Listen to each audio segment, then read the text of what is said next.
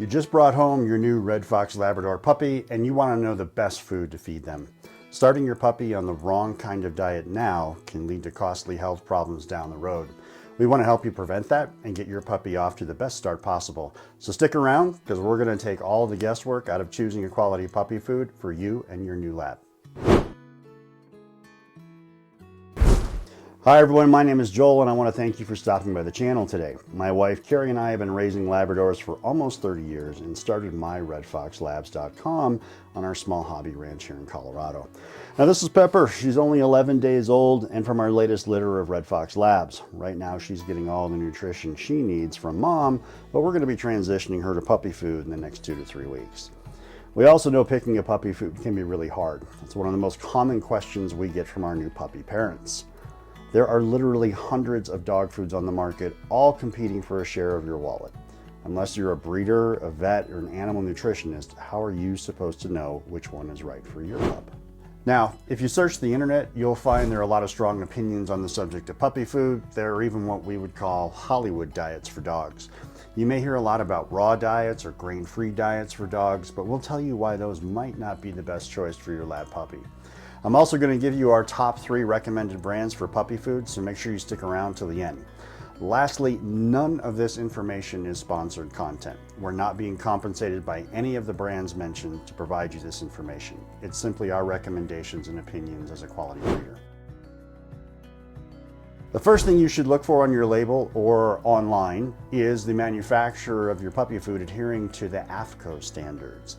The AAFCO is the Association of American Feed Control Officials, which is a nonprofit organization that establishes standards and test protocols for all kinds of animal foods, including dog food. AFCO does not certify or actually test any foods. They do not endorse any specific manufacturers, but they do establish the voluntary standards for pet food labeling, nutrition, and testing, which most state regulators have adopted.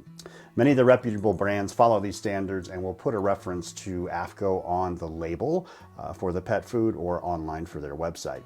It's one of the first steps to make sure your pet food is coming from a reputable manufacturer. Now beware of homemade dog foods or treats that you buy online or even at local farmers markets. They may not adhere to the AFCO standards, so you really don't know what you're getting in that dog food. The second consideration for puppy food is the nutrient profile and where these nutrients are coming from. Puppies and large breed dogs, like labs, need higher levels of protein with certain vitamins and minerals until their skeletal systems are mature, which is around 18 to 24 months of age. A balanced puppy food for a lab should contain about 28 to 30% protein from animal-based sources like chicken or lamb. The fat content should be greater than or equal to 18% and carbohydrates around 22%. Now, proper nutrition helps to regulate the puppy's growth rate, and growing too fast or too slow can lead to bone and joint problems later in life. I said earlier we're going to talk a little bit about grain-free and raw diets. Some people swear by grain-free meals for their own personal diet, so it must be good for the dog, right? Well, not so fast. There are published veterinary studies associating grain-free diets to cardiac issues in large breed animals.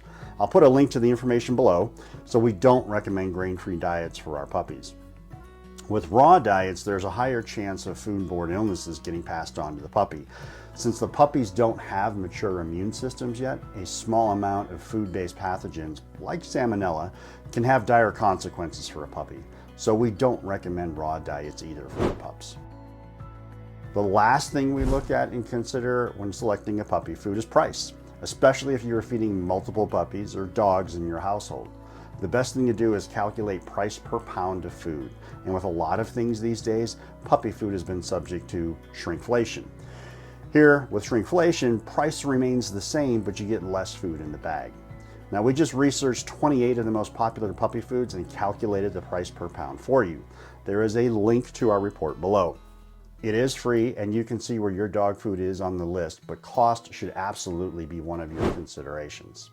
So there you have it, our top 3 items to look for in selecting a puppy food: checking the label for the AFCO standard, checking that it meets the recommended nutrient profile, and making sure you've picked a puppy food that fits in your budget and that you can stick with long term. Now, I also told you we would give you our top 3 brands we recommended as a breeder, and here they are. Coming in at number 3 on our recommended list is Royal Canin. They're one of the more expensive brands on our list, and we like them for dogs that have special dietary needs. Most vets will recommend Royal Canin, and we think they are a top quality food, but they do have one of the highest prices per pound. Now, if you have a puppy with a sensitive stomach or special dietary need, you should absolutely consider them. If budget has no issues, then Royal Canin is a great brand. For puppies with no health concerns, we would recommend one of the other choices on our list because of the cost per pound. Number 2 on our recommended list is Hill's Science Diet. We've been a Science Diet customer for over 12 years and have been really happy with their product overall. From a pricing perspective, they fall in that mid-range category where budget and quality are balanced. They're also a brand that our vets recommend. We recently switched away from Science Diet for our dogs to the number 1 brand on our list, and I'll tell you why in just a second. Okay, now for the big reveal. Drum roll, please. Our number 1 puppy food brand recommendation is Purina Pro Plan. This brand was formerly known as Focus. Pro Plan is a quality puppy food with the right nutrition and ingredients at a better price point than Science Diet.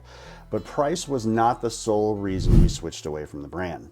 During the pandemic and all the supply chain issues that followed, we actually had a hard time finding Science Diet and getting it when we needed it. Now, that was not the case with Pro Plan. While there may have been just a bag or 2 on the shelf for Pro Plan, we never ran out of it, and we've always been able to find it either locally or online. The other bonus for Pro Plan was a recommendation by our vets. And yes, I said vets, plural. We use multiple vets for our dogs for different reasons, and Pro Plan is the only puppy food that was on every vet's recommended list. So price, availability, and our vet's endorsement make this our number 1 pick. Well, there you have it, our recommendations for finding a good puppy food for your new lab and our top 3 recommended brands. If you liked what you saw here and got some value out of this video, please do us a quick favor.